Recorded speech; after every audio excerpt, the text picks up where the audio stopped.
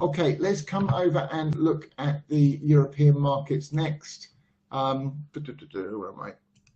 So DAX doing what we wanted it to do. It's taken out yesterday's high. It's continuing up, looking up through the support, the resistance levels next. So we're just coming up on the next one here. Then I want to see the 11,573.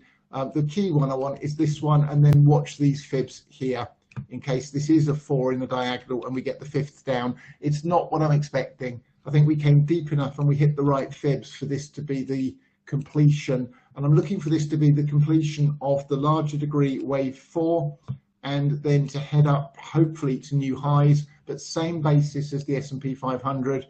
These are the fibs that I'm watching on the way up initially, and then I will adjust those against the whole move down after that.